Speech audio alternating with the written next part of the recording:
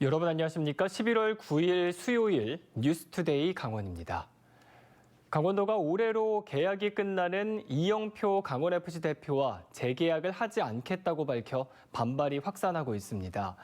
강원FC 팬들은 최고의 성과를 낸 이영표 대표와의 재계약을 촉구하는 한편 도민 구단이기에 겪는 정치 외풍이 되풀이돼서는 안 된다며 목소리를 높이고 있습니다. 김도균 기자의 보도입니다. 도지사님, 이영표 대표 온라인 설명 가져왔습니다. 이영표 강원FC 대표 재계약 무산 결정에 대한 팬들의 반발이 거세지고 있습니다. 강원FC 공식 서포터즈 나르샤 회장은 이영표 대표의 재계약을 촉구하면서 강원도청을 항의 방문했습니다. 팬 1,004명이 서명한 이 대표 재계약 요구 성명을 전달하러 온 건데 김진태 지사를 만나지 못하고 비서실에서도 서류 접수를 주저하자 결국 실무부서인 체육과에 전달했습니다. 저희는 그동안 잘해주셨던 이영표 대표에 대한 연임을 원하는 바에 이렇게 추진하게 되었습니다. 이 대표가 성적과 경영 등 구단 운영 전반에서 성공적이었다는 평가를 받았는데도 대표이사 재계약을 하지 않겠다는 강원도 발표를 도저히 이해할 수 없다는 입장입니다. 또 일부에서는 강원FC가 정치 희생양이 됐다는 주장도 나옵니다. 프로축구 구단주가 도지사이다 보니 지자체장이 바뀔 때마다 외풍을 맞기 쉬운 구조이기 때문입니다. 시민구단인 수원FC 김호곤 단장도 이재준 수원시장의 캠프 인사가 차기 단장으로 부임할 것이라는 소문이 돌면서 재계약이 불발됐습니다. 그건 다 이 대표의 역할이 크다고 보거든요. 이제 그런 걸 다 무시하고 구단주 마음대로 결정을 그렇게 해버리니까 조금 문제가 있다고 보죠. 강원도는 실무 절차를 내세워 예정된 새로운 대표이사 발표를 미룬 상태입니다. 이러한 가운데 주주와 전문가 등 8명으로 구성된 강원FC 이사회는 오는 11일 긴급회의를 소집해 대표이사 재계약 무산에 대한 사유 등을 따져 물을 계획입니다. MBC 뉴스 김도균입니다. 강원도의회 행정사무감사에서 이영표 강원FC 대표 교체를 질타하는 발언이 나왔습니다. 김시성 의원은 강원도가 이영표 대표를 교체하려는 이유가 축구 전용구장 건립 문제 등으로 현 도정과 뜻이 안 맞기 때문 아니냐며 스포츠는 정치적으로 풀 사안이 아니라고 비판했습니다. 또 인사는 도지사의 권한이지만 도민들의 실망감을 누가 책임질 거냐며 이영표 강원FC 대표 교체를 재고해야 한다고 말했습니다. 허술한 재산 신고 때문에 당선 이후에나 유권자들이 제대로 된 정보를 알게 된다는 소식 전해드린 바 있는데요. 독립생계를 이유로 부모의 재산 고지를 거부하는 제도 또한 선거 과정에서 부실하게 운영된다는 지적이 나오고 있습니다. 이병선 기자입니다. 강원도의회 전찬성 의원은 지난 지방선거 후보자 시절 2억 4천만 원의 재산을 신고했습니다. 그런데 지난달 공개된 공직자 재산 신고 내역에는 24억 원을 적어내 10배가 불었습니다. 강원도의회 김기홍 의원도 선거 때는 21억 원을 신고했지만 이번에는 51억 원으로 무려 30억 원이 증가했습니다. 두 사람은 이번 신임 선출직 재산 신고자 가운데 선거 때와 비교해 재산이 가장 많이 늘어났는데 실제로 많아진 건 아닙니다. 부모 재산이 이번 신고에 포함되면서 많아진 건데 선거 때는 부모가 독립적으로 생계를 유지한다는 이유로 재산을 공개하지 않는 고지 거부를 활용했습니다. 공직자 전체의 재산 공개를 담당하는 공직자윤리위원회의 고지 거부 기준에 비해 후보 재산을 공개하는 선거관리위원회의 기준이 구체적이지 않기 때문에 벌어진 일입니다. 선관위는 등록 시 재산신고서 작성 요령에서 부모와 자녀, 손주 등 직계 존비속 가운데 피부양자가 아니면 재산 고지를 거부할 수 있다고만 돼 있습니다. 후보자가 자의로 판단할 여지를 주는 셈입니다. 반면 공직자윤리위는 독립생계 소득 기준을 중위소득 60%로 정하고 가지고 있는 재산까지 소득으로 환산해 고지 거부를 심사하다 보니 대부분 신고할 수밖에 없습니다. 그러다 보니 이번 재산 신고자 가운데 선거 때에 비해 재산이 늘어난 상위 10명 중 6명이 선거 때 부모 등의 재산 고지를 거부했다가 신고한 경우입니다. 개인정보 열람 권한이 있는 공직자윤리위와 달리 선관위는 신고자 재량에 의존하기 때문인데 유권자들은 투표 전에 후보자 정보를 정확히 파악할 수 없다는 게 문제입니다. 떳떳한 모습을 보여드려야 되는데 국민들한테 이렇게 재산 공개를 좀 적게 한다든가 차이가 너무 많이 나게 하는 거는 좀 문제가 너무 많다고 이제 생각이 드네요. 후보자의 정보를 조금이라도 공개함으로써 선택에 도움을 주려는 목적으로 시작된 재산 공개인데 유권자를 기만할 수 있는 요소가 버젓이 유지되고 있습니다. MBC 뉴스 이병선입니다. 속초 대포 농공단지 인근에서는 수산물 가공업체에서 발생하는 악취로 인해 주민 민원이 10년 넘게 제기되었습니다. 최근에도 주민 2천여 명이 민원을 제기했는데 속초시가 뒤늦게 대책을 마련하겠다고 나서 관심이 쏠리고 있습니다. 김인성 기자의 보도입니다. 속초 대포 농공단지 악취 문제를 해결해달라며 최근 조양동 주민 2천여 명이 민원을 제기하자 속초시와 주민 대표들이 한자리에 만났습니다. 속초시는 업체가 자구책을 마련하지 않을 경우 강력한 행정 처분을 하고 내년도 악취 실태조사 지역 지정 추진과 홍게 껍데기 살균 처리 등 5가지 대책을 설명했습니다. 주민들은 속초시의 진정성 문제를 가장 먼저 꺼냈습니다. 어제 오늘 대두된 게 아니고 10여 년이 넘었어요, 벌써. 그걸 주민들이 참아서 그때마다 그 민원을 제기하면 그 해당 부서에서는 그 민원 제기 담당자만 만나가지고 어떻게 하니까 근본 대책이 안 됐고. 속초시가 지금부터 악취 측정을 강화하겠다는 대책을 내놓자 여태 뭐 했냐고 되물었습니다. 대포 농공단지 쪽에는 지금까지 측정기가 없었다는 게 저는 좀 놀라울 사실이고요. 그래서 그게 빨리 설치가 돼서 일단 그 뒤에 그게 모니터링이 돼야 일단 그 이후의 논의가 더 이루어질 것 같고.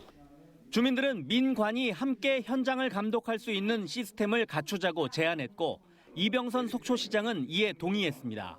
한 사람이 됐건 두 사람이 됐건 같이 시하고 관리 감독을 할 수 있는 시스템을 했으면 어쩌냐.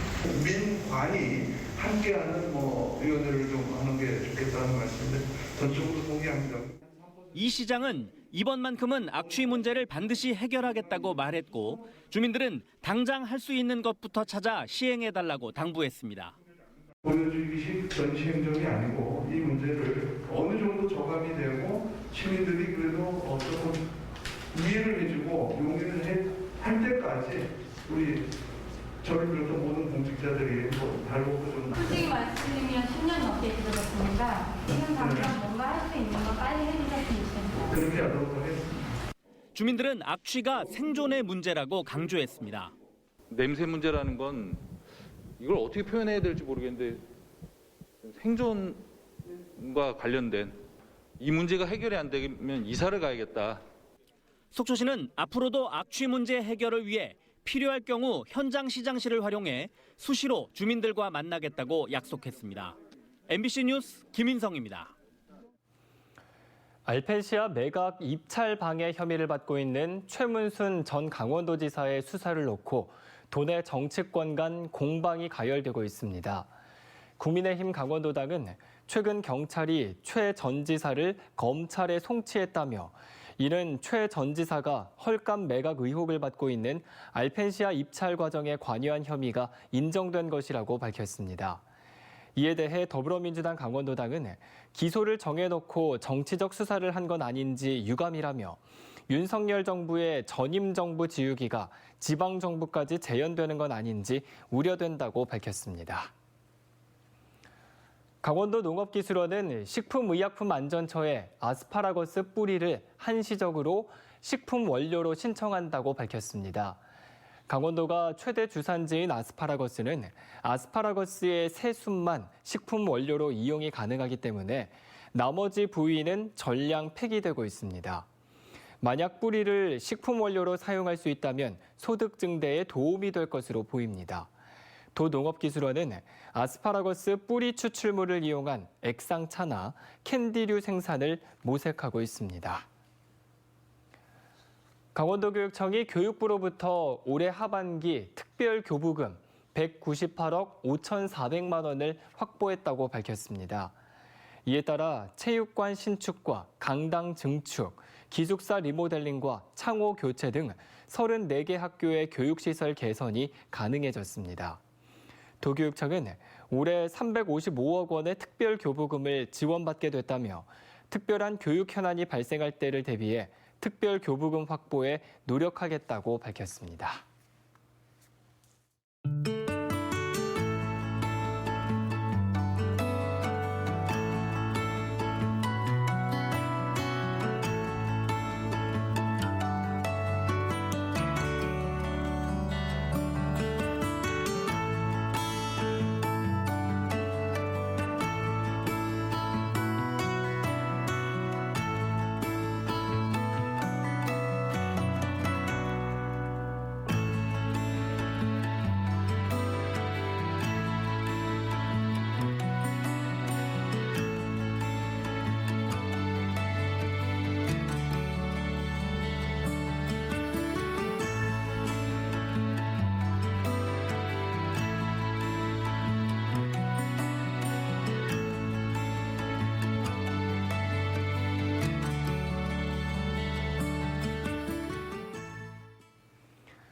강원도 내 4년제 대학교 기숙사 수용률이 평균 35%로 나타났습니다.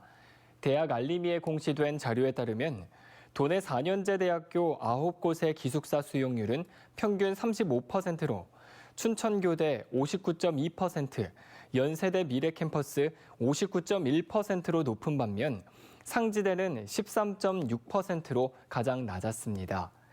또 가톨릭 관동대 42.5%, 강릉 원주대 36.7%, 강원대는 33.8%였습니다.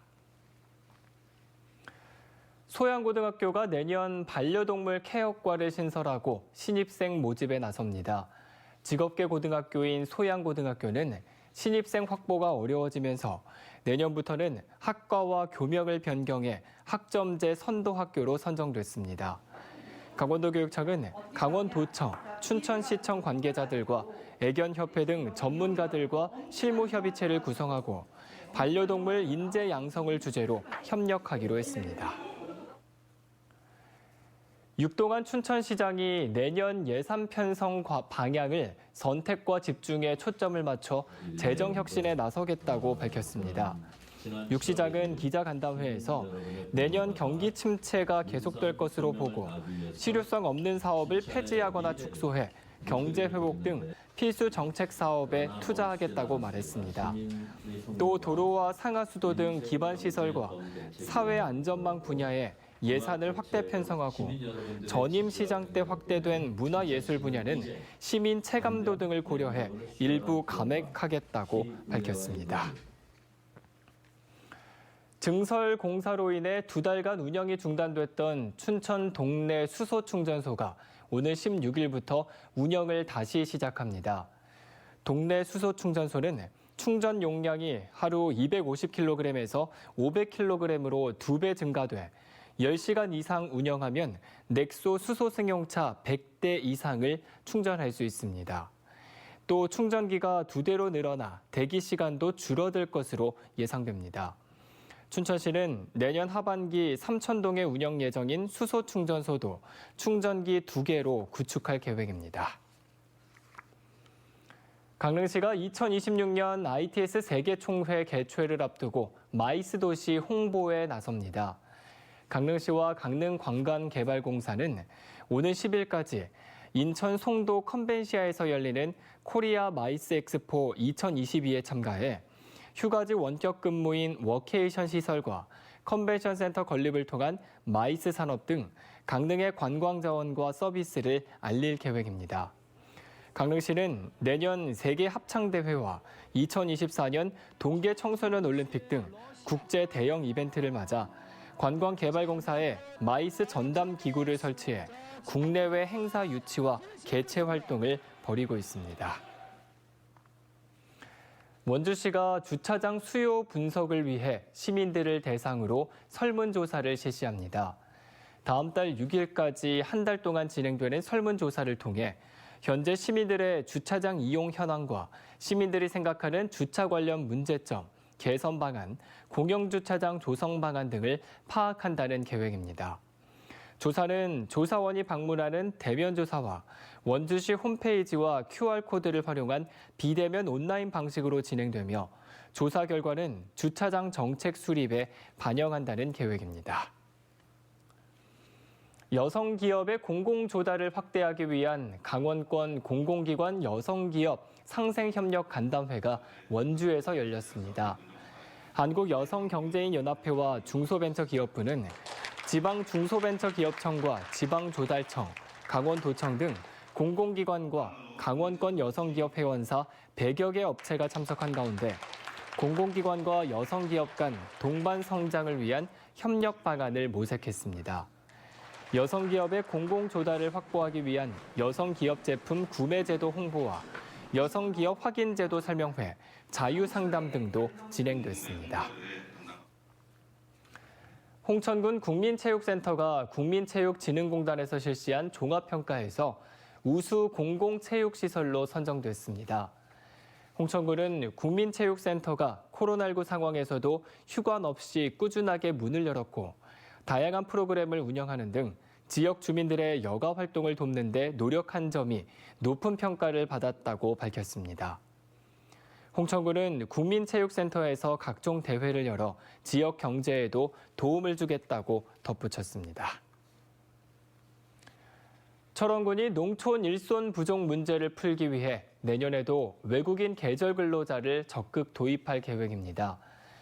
철원군은 이달 초 베트남 동탑성과 허우장성을 찾아 계절 근로자 송출을 위한 협약을 체결했습니다. 철원군은 300명의 외국인을 내년 3월부터 송출받아 부족한 농가 일손을 해결할 방침입니다. 철원군은 올해 외국인 계절 근로자를 5차에 걸쳐 208명을 도입해 165농가에 배치한 바 있습니다. 양구군이 마을 정주 여건을 개선하기 위해 오는 2024년까지 공공주택 100세대를 공급합니다. 주택도시기금 등 사업비 243억 원이 투입되는 공공주택단지는 양구읍 상리 1원에 아파트 3개 동 8층 규모로 지어집니다. 양구군은 양구 지역 무주택 세대 구성원을 대상으로 내년 하반기부터 입주자를 모집하고 소득과 자산 보유 기준에 따라 입주자를 선정할 방침입니다. 화천군이 동남아시아에서 산천어 축제 홍보 활동을 진행합니다. 화천군은 타이완과 태국, 말레이시아, 베트남 4개 국가 현지에 10박 11일 동안 홍보단을 파견해 코로나19로 3년 동안 멈췄던 산천어 축제의 재개를 알릴 예정입니다. 또 다음 달 중에는 외신 기자 클럽을 통해 해외 언론을 대상으로 설명회도 진행할 방침입니다. 인제군 벌꿀 종합가공센터가 준공됐습니다. 청정 인제산 벌꿀 명품화를 목표로 만든 가공센터는 이번 달 안에 운영을 시작할 예정입니다. 가공센터에는 입고 전실, 예열 농축실, 내포장실과 벌꿀 농축기, 화분 반죽기와 소분기, 압축 포장기 등 가공 설비들이 갖춰져 있습니다. 센터 운영을 맡은 인제축산업협동조합은 인제군에서 생산된 피나무 꿀을 가공해 판매하겠다고 밝혔습니다. 이상으로 뉴스투데이 강원을 마칩니다. 고맙습니다.